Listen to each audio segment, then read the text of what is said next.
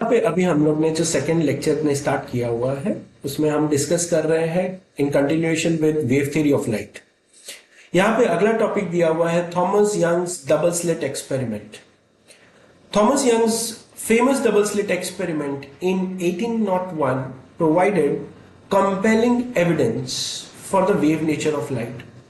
Young showed that light passing through two slits, यहाँ पे ये स्लिट का मतलब होता है दो small pin holes, created an interference pattern on a screen similar to the interference pattern observed in water waves। तो यहाँ पे जैसे कि आप देख रहे हैं similar to the interference pattern in the water waves के बारे में जो दिया हुआ है, सॉरी ये स्क्रीन थोड़ा साइड में चला गया है। हाँ, so similar to the interference pattern observed in water waves। यहाँ पे इसको आप कैसे समझेंगे, हम एक छोटा सा एग्जाम्पल लेते हैं। इमेजिन आप एक छोटा सा वाटर बॉडी के बिल्कुल बगल में खड़े हैं और वहां पे आपके हाथ में दो छोटे पत्थर हैं। मैं आपको बोलता हूं कि वो दोनों छोटे पत्थर हैं उसको आपको पानी में ड्रॉप करना है एक साथ और बिल्कुल बाजू बाजू में। तो आपने दोनों एक साथ हल्के हाथ से थ्रो किया हुआ है into the water and they both drop into the water together at the same time. इस वक्त आप नोटिस करना पानी की सरफेस पे आपको रिपल्स फॉर्म होते हुए दिखेंगे। मतलब यहाँ पे रिपल्स का मतलब होता है वाटर वेव्स। तो ये वाटर वेव्स जिस तरह से दोनों वेव्स एक दूसरे पे ओवरलैप करेंगे यही होता है इंटरफेरेंस पैटर्न जो हमें लाइट के केस में दिखाई देगा। ये Thomas Young's double slit experiment ये अच्छा खासा इन डेप्थ टॉपिक इसी आगे चैप्टर में लिया गया है जो कि मैं आपको और डिटेल में एक्सप्लेन करूंगा। आगे दिया हुआ है wave optics versus ray optics. Prior to the acceptance of wave optics, optics was primarily explained using geometric or ray optics। ये काफी स्टूडेंट्स 10th स्टैंडर्ड में पढ़ते ही है।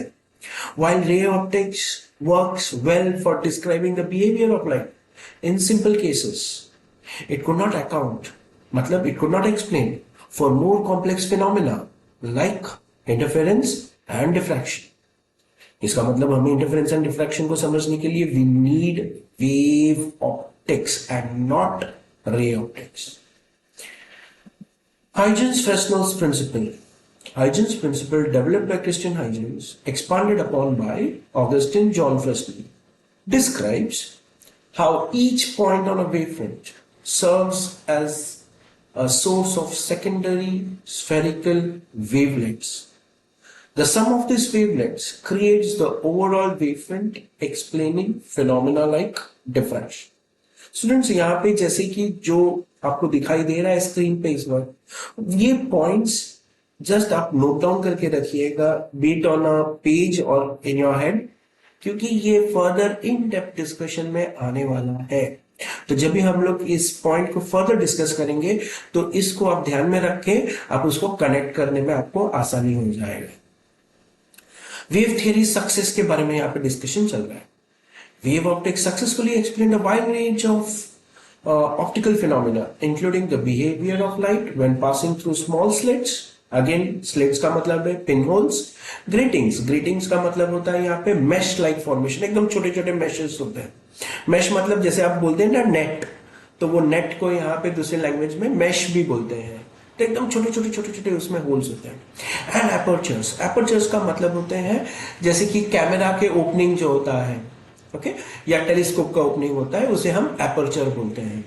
As well as the polarization of light and formation of interference pattern. Wave theory challenges, मतलब अभी भी कुछ challenges है। Despite its success, wave optics face some challenges, particularly in explaining the photoelectric effect and other phenomena that indicated the particle-like behavior of light। यहाँ पे फिर से ये वर्ड आ रहा है particle-like behavior of light। ये बहुत इंपॉर्टेंट है because particle-like behavior of light ये एक अलग सा टॉपिक है जो मॉडर्न फिजिक्स के अंदर आता है, जहां पे फोटो इलेक्ट्रिक इफेक्ट अपने आप में ही एक ब्यूटीफुल सा टॉपिक है। And let me inform you background में कि Albert Einstein was the one who discovered the photo electric effect and due to photo electric effect that means it was an experiment. जिन्होंने वहां पे prove किया था कि particle nature of light